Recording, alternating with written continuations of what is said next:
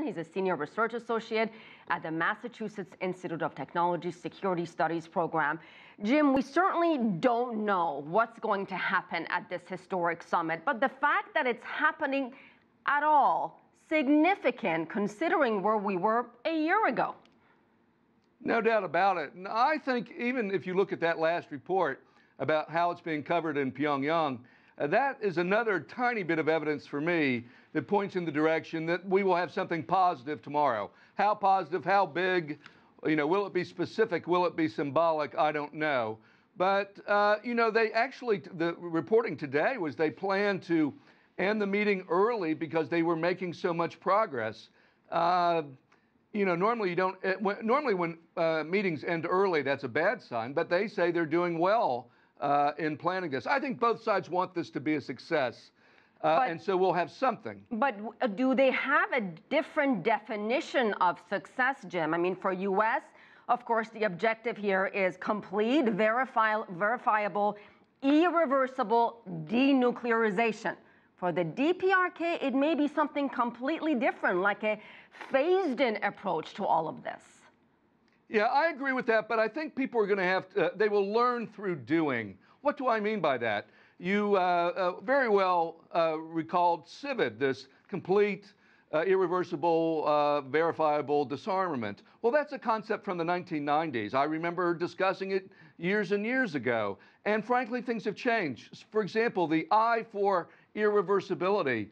They have a nuclear weapon. It's sort of much more like South Africa, which had nuclear weapons and then gave them up, than it is like Libya, who never really made it to the point of making nuclear weapons.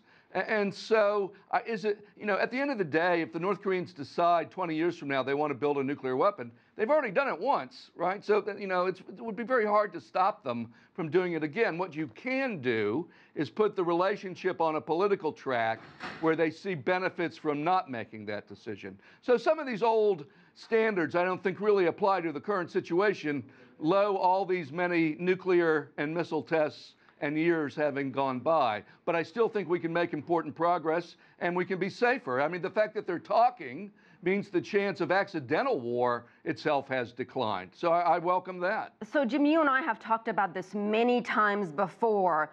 The fact that North Korea's nuclear weapons, really it's something Kim Jong-un and his family have spent years building. It's such a big part of DPRK's national identity, its security.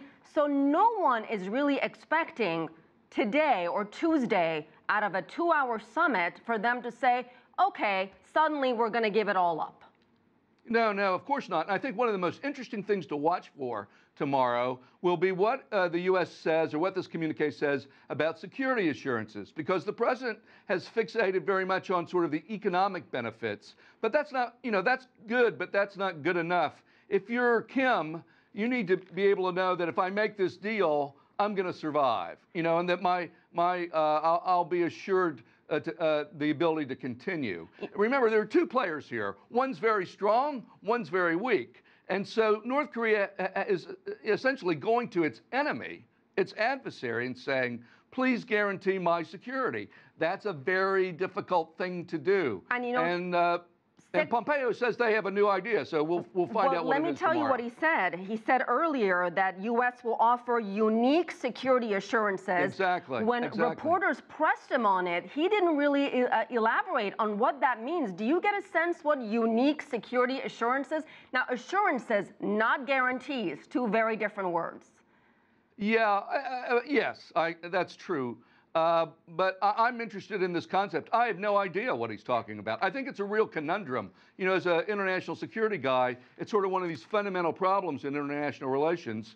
How do you, the bad guy agrees to stop doing stuff, but the bad guy has to believe that you're going to follow through on your promises, or they have no reason to change. That's a big stumbling block for any situation like this. So that's what I'm going to be looking for in this announcement is what are they doing around security assurances that's never been done before and that can work in this situation. I would have thought it would be something from China or a third party, but we'll have to wait a few hours to find out. You'll be watching it. We will be watching it. The entire world will be watching it. Jim Walsh, thank you as always.